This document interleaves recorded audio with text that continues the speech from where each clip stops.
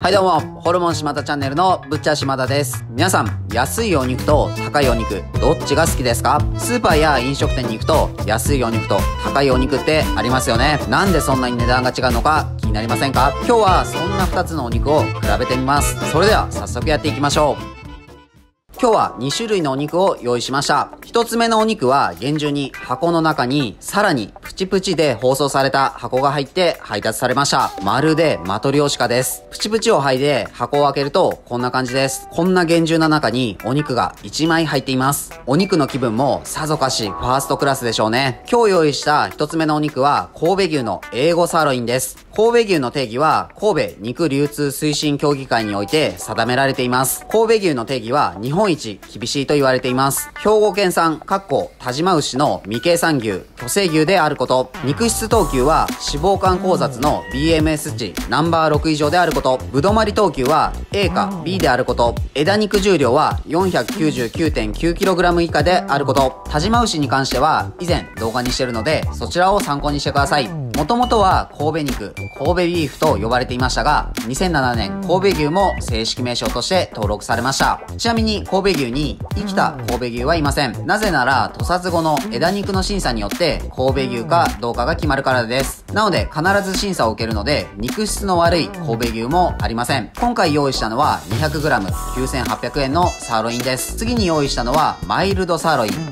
牛脂注入加工肉と呼ばれるお肉です。通称インジェクトンミートやインジェクションビーフ、インジェクション加工肉と呼ばれたりもするお肉です。インジェクションミートとは脂身がない硬い赤身肉に油や調味料、食品添加物を注入しサシを入れた加工肉のことです。お店の表記だと柔らか加工や霜降り加工と表記されていたりもします。注射針が60本から100本ほどついたピックルインジェクターと呼ばれる機械を使って牛脂を注入します。この時に牛脂は常温だと固体なので牛脂を溶かして水や調味液と混ぜてピックル液を作りお肉に注入して冷凍させるそうです。注入して冷凍することでお肉に油が吸収されて綺麗なサシに仕上がります。サシといえばサシですが先ほどの神戸牛と比べるとどことなく違和感のあるサシの入り方をしています。ちなみにフランス料理の技法でも似たようなものでピケと呼ばれるものがあります。今回のお肉はニュージーランド産の牛肉に国産の牛脂が注入されています。他にも水飴、ポークコラーゲン、その他添加物が複数入っています。こちらは 1kg2100 円で購入しました。2つを並べてみるとこんな感じです。やっぱりサシの入り方に違いがありますね。インジェクションミートはどことなくわざとらしいサシの入り方をしています。それでは実際に焼いて食べてみましょ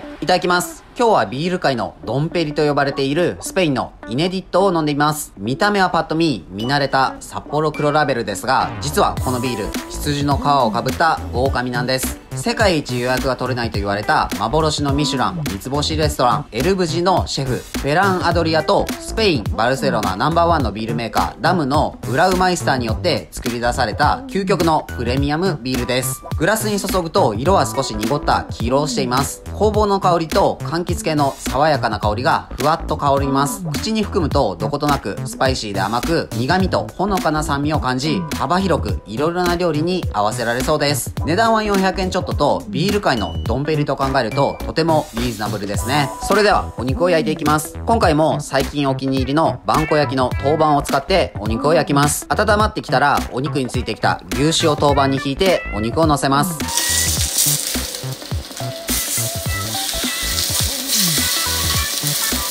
焼けたので食べてみましょう。まずは何もつけずにそのままのお肉で食べてみます。口に入れると香ばしく焼けた牛の香りと噛むと脂の甘みを感じます。肉質はとても柔らかく舌触りがいいです。赤身の味と脂肪の甘みが絶妙に溶け合い神戸牛特有のまろやかな味わいになっています。次はインジェクションミートを焼いています。